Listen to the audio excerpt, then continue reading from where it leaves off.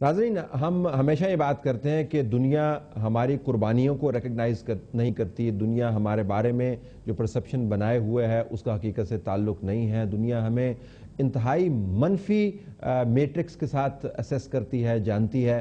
یہ باتیں اپنی جگہ پر درست ہو سکتی ہیں، لیکن وہ مواقع جن سے ہم فائدہ اٹھا کر پاکستان کو ری برینڈ کر سکتے ہیں، پاکستان کا امیج بہتر کر سکتے ہیں، ہم وہ مواقع مسلسل کھوتے چلے آ رہے ہیں. ذرا ریسورسز کی ڈاکٹر صاحب بات کیجئے.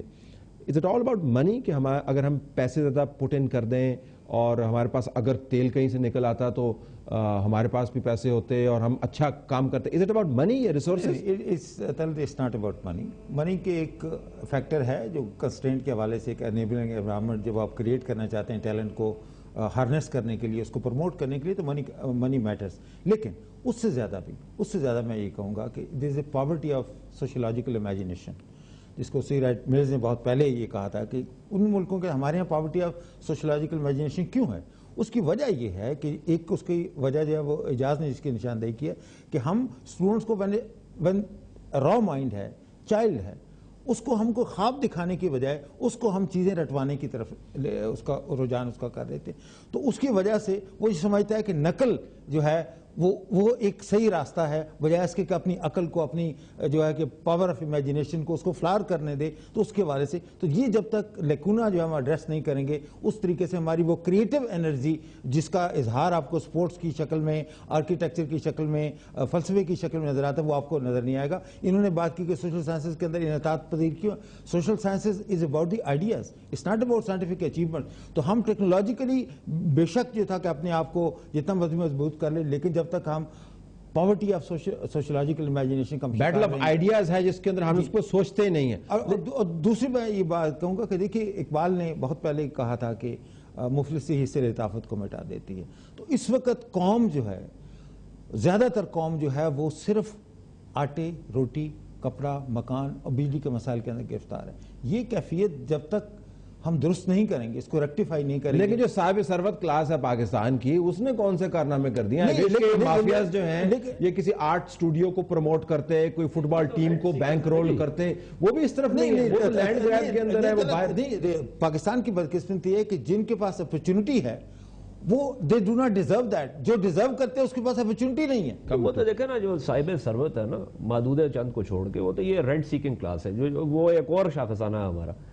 لیکن جو بنیادی چیز ہے، اگر ہم اس کو تھوڑا سا سمیٹیں، جو چیزیں ہم نے کچھ محرکات تھے، ایک جو بات ہوئی کہ 51 یا 52% آبادی کو تو ہم نے ویسے ہی جو ہے نا منہا کر دیا، ایک وہ ہمارا مسئلہ ہو گیا. دوسرا مسئلہ ہمارا یہ ہوگا کہ جن کھیلوں میں ہم آگے تھے اس میں انفرادی ٹیلنٹ تھا. اسکواش کی دنیا بیتاج بادشاہ تھے 30 سال، آج کہیں پہ بھی نہیں ہے. ہاکی میں بھی ہم آگے تھے، یہ وہ، اس کو ہم نے ایک نظام نہیں بنایا کہ اس کو آگے لے کے چل سکے. اسی طرح ہم نے ان کھیلوں کی طرف توجہ نہیں دی جہاں پہ انفرادی سطح کے اوپر آپ میڈلز لے سکتے ہیں. مجھے یاد ہے لاہور میں یہ لڑکے موٹر سائیکلوں کے اوپر کرتب دکھاتے پھرتے تھے تو پولیس ان کو پکڑتی پھرتی تھی. ہم نے ایک دفعہ اداریہ لکھا، ہم نے کہا جی آپ ان کو بجائے پکڑنے کے باہر ایک بنائے میدان. دنیا بھر میں یہ ڈرٹ بائک ریسز ہوتی ہیں، ان کو وہ کریں، باہر سے لوگوں کو ملائیں، موویز بنا کے اس کو چینلائز کریں بجائے اس کے کہ آپ ان کو پکڑ رہے ہیں. اس کے بعد اگر کوئی سڑک پہ آ کے کرتب دکھاتا ہے تو بے شک اس کو آپ پکڑیں.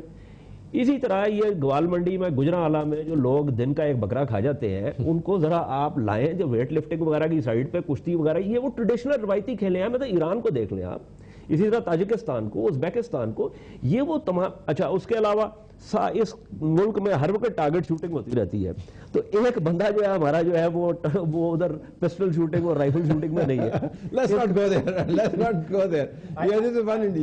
I think یہی چیز ہے کہ ابھی اسکواش کا ذکر ہوا تھا، اسی طریقے سے ہاکی میں بھی ہم لوگوں نے گولڈ میڈلز جیتے ہیں. کرکٹ میں ہم لوگ بہت اچھے تھے، ہم نے وہ بروکن نیو گراؤنڈ. سنوکر کے اندر وہ broken new ground. You know, all these games we are talking into the 60s and we are talking into the 70s and today we are obviously probably وہی میں نے بولا کہ institutions ہمارے تباہ ہو گئے. اس وقت ہمارے پاس انسٹیٹیوشنز تھے. تو یہ جو ڈیٹوریشن ساری جو آئی ہے، چاہے وہ اسپورٹس میں ہو، چاہے جس فیلڈ میں آئی ہو، وہ اسی لیے ہوئی ہے کہ 60s 70s میں ہمارے پاس پلاننگ کمیشن ہوتے تھے.